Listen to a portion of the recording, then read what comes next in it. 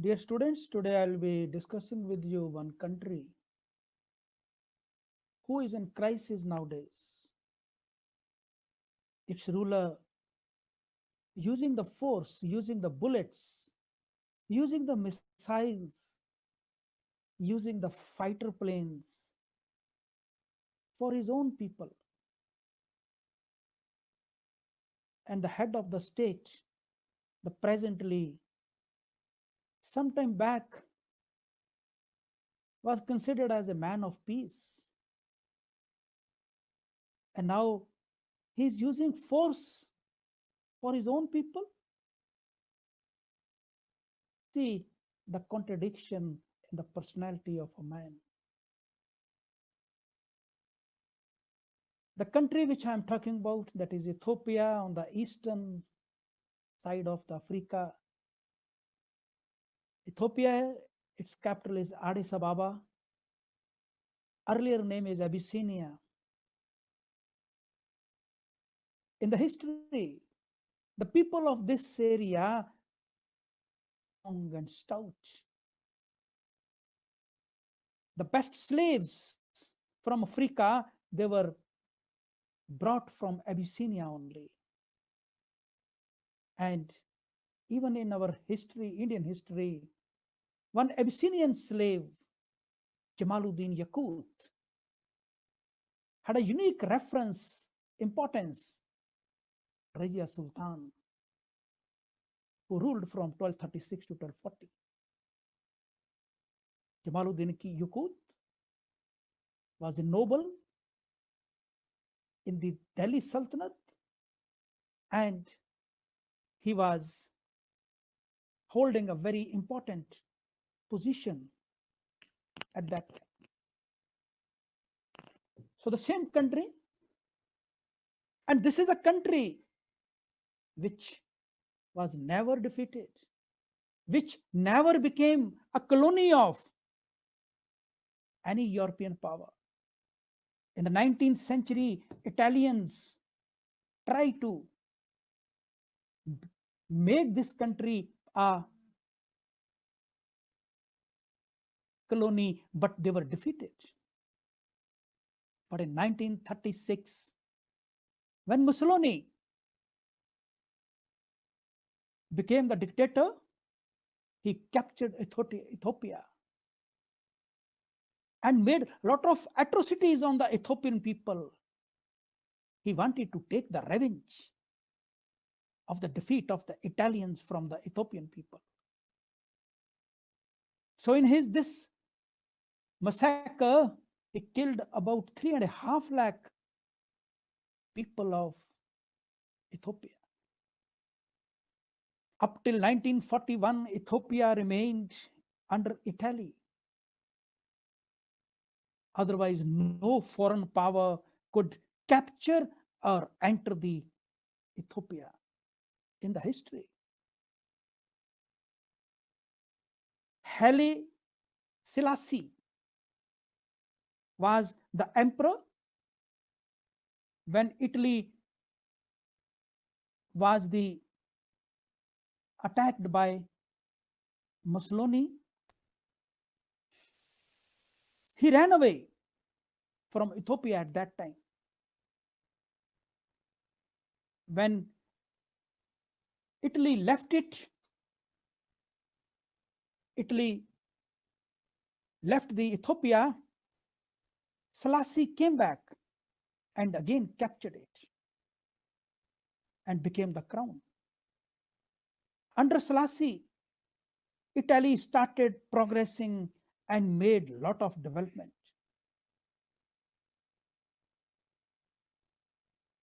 He put a lot of policies in Ethiopia. And he made a one mistake. That is, he started attacking his neighboring countries like Eritrea. And he captured Eritrea. Geographically, if we see Eritrea, Somalia, and Ethiopia, They are just having borders with each other, and they are termed as the Horn of Africa. There were demands of freedom of Eritrea from time to time. In 1974, Crown Selassie was overthrown and Selassie was put in jail. Civil war broke out and hunger prevailed in Ethiopia. New government was formed, but it was controlled by USSR. The Cold War was in full swing. Common people were suffering. To overcome it, the opposition parties formed one group, one party, that is Ethiopians People's Revolutionary Democratic Front, that is EPDRF. EPDRDF. It consists of four parties. The four parties are: number one, Tigray People's Liberation Front, TPLF. Number two, Ahmara Democratic Party. Number three, Oromo Democratic Party. Number four, Southern Ethiopian People's Democratic Movement. TPLF means Tigray People's Liberation Front had its influence in this front. It was formed in Tigray province. Tigray is in the northern parts and it touches the Eritrea. Front succeeds in toppling the dictator government. New constitution was formed. In 1993, Ethiopia got the independence. Part of area remained disputed, and in 1999, for that, once again war broke out. Tigray was on the front and TPLF was having a maximum role. Its warriors were fighting on the front with Eritrea. But when peace accord was signed, these people were shocked. In 2018, Ethiopia withdraws its claim on that land. It was a brainchild of Prime Minister Abiy Ahmed Ali, who was an ex-army. He earned a lot of praise. And in 2019, he was awarded with the Nobel Peace Prize. He was Messiah of peace for the outsiders, outside world, but his own people. In November 2019, PM decided to ban the EPDRF, made a new party and named it Prosperity Party. TPLF, which was dominating in the front, refused to join, and crisis between TPLF and the central government arrived.